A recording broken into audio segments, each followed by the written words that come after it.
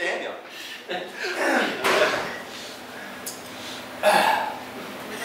I didn't expect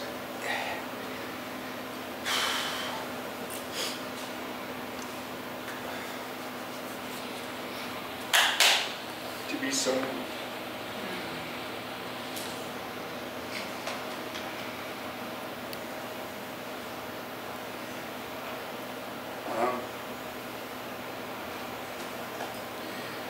me and Mark have been together 34 years.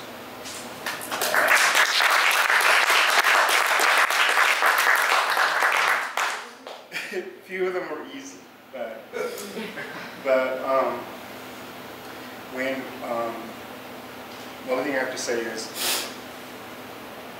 me and him and Steve Hall had our first meeting at Cafe Flora. Before that, he told me, he said, Daniel, he goes, I want to do something. He goes, I want to form this group. It's called Queer Nation. And I went to him like, like, what? He goes, yeah. He goes, it's going to be like this big giant activist group and we're going to do all this stuff. And I thought it was a total, you know, the first couple of conversations we had, I thought it was a total, you know, a pie in the sky thing. And after we started going and he's put the stickers out and designed them and we're putting them up on the poles and then everybody shows up at that first meeting at the women's building and it was crazy. I mean, there was a lot of rough starts. First of all, the main criticism was that Steve Hall and Mark and I can't remember who else were standing in front of the room. Yeah. And they were all white males. Yeah. I was, you know, I was afraid to speak in public, and so I wasn't up there because I've been, you know, like I was just gonna sit there, and they got blasted for being, once again, a group that was being controlled and founded and manipulated by 3 white men. And we figured out how to resolve that, you know, like as quickly as possible, and the meeting went forward. But that was, you know, it was an extremely awkward beginning, and after that, it was amazing. You know, after that, it was amazing. It was like a steamroller, and the only other thing I have to say is that during the first Bush-Iraq War,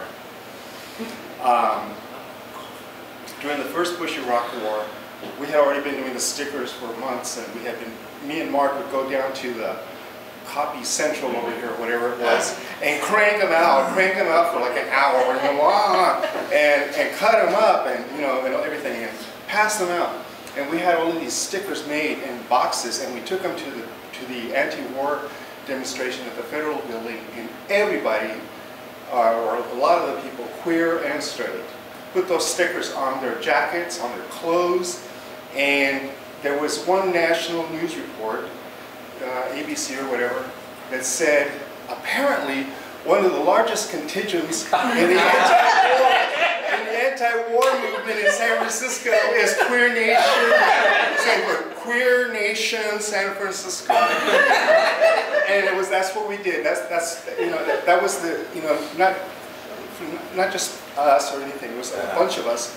The genius of of public relations and humor in the beginning was public relations that we just kind of figured out as we went along, and humor, and we just did amazing, amazing things. Not just Queer Nation San Francisco, but Queer Nation across this country.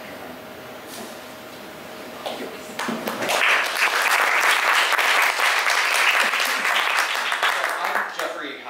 Portland, Oregon, and we had a Queer Nation in Portland in 1990. In 1991, we were facing a group called the Oregon Citizens Alliance who put a ballot measure. You remember this? Yeah. And I was just reminded that you guys came and helped us out up there. But we had a Queer Nation.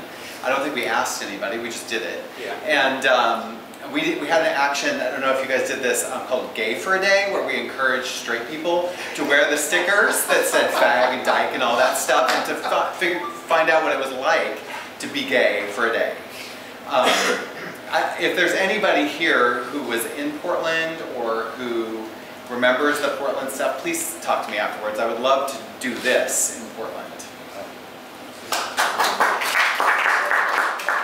My name is David Embry, and I was involved in Queer Nation Houston in Texas, and have been able to put up an extensive amount of video footage and newspaper articles online if anybody's interested in looking at that. Yeah. Well, one of the things that I wanted to say was you were talking about the sense of humor of the group, and one of the things that I remember about Queer Nation was our awesome chants. It wasn't just, we're here, we're queer, get used to it. I remember when the police would come out and arrest us, they would wear these rubber gloves, and we would chant, your gloves don't match your shoes.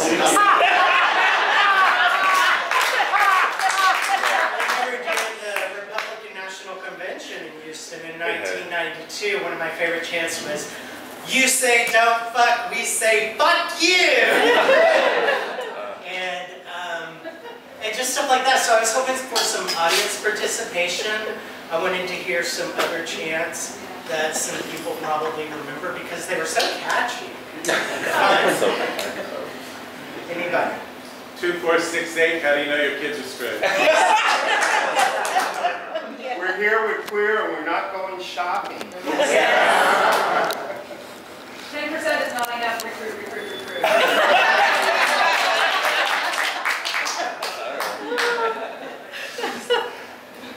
Yes.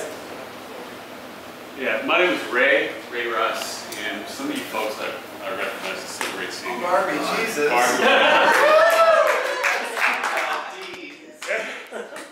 And you know, I heard about this a few weeks ago when we were over dropping off stuff at the archive, and I thought that it would be great to show up. And initially I thought it'd be great to come here and reminisce, but I think that what I'm doing now more than anything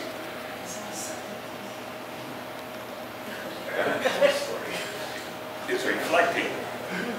And you know, I came into Queer Nation after, you know, ACT UP imploded. I've been very involved in ACT UP, and it kind of collapsed in on itself, and I still was so angry. And I saw the stickers all over town. I thought I'd show up.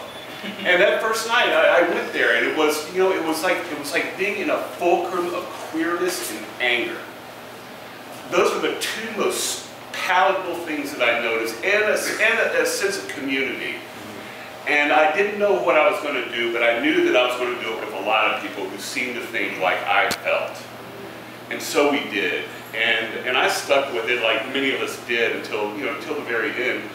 And I realized in hindsight that what the group was, for me, was basically this incredible critical mass that happens almost like when a star goes nova. It just falls in on itself and it just blows up. And that explosion doesn't last long, but God does it illuminate. And some of the things that I think our existence, our short term, illuminated were issues that many people now take for granted. For instance, I see Carl, I see Jennifer, I see Rachel, I see Mark, and all the things that we did, like for instance, Doris, or not Doris, but going to the Academy Awards. You know, I remember Carol Rossi. Yeah. And we went down there, and we just went down to raise hell. We didn't know with what we were doing if it was going to resonate. And Mark had these big fag stickers, a big orange sticker that just said fag. And this little 16-year-old Latino boy just grabbed one and ran past the guards and slapped it up against that 15-foot Oscar. Again, they don't show that on the news. Oftentimes front page. Right. You know, another thing wasn't brought up. I mean, marriage was not my hill to die on. The Scouts, not my hill to die on. But in 1990, there was the marriage in at City Hall. Again, a lot of people don't remember. There was the Queer Scouts. Just last week, the whole entire body of the Boy Scouts of America voted to not discriminate against queer troop leaders. We go down and the basic instinct, the press packets, not only to the various activist groups, but to like every major newspaper as far as I remember being sent out there. And we just like, you just sort of like throwing the pebble into the pond. You don't know how it's going to resonate out into society until like, hindsight gives you the gift of, here I am 25 years later, and I take for granted that I go to multiple movies in the course of a month, or watch television programs where the characters are gay and they're not ostracized, and they're not big sissies, and they're not dimwits. It's astonishing to me that I live in this time, that I've taken so much for granted, that in fact we were the fulcrum, we were part of a larger fulcrum that started it. And I think we did it without any anticipation or any expectation of being slapped on the back. We did it because our hearts were telling us that this was the right thing to do. That we would no longer be marginalized. That we were human, and that it was goddamn time that people stopped defining our humanity for us.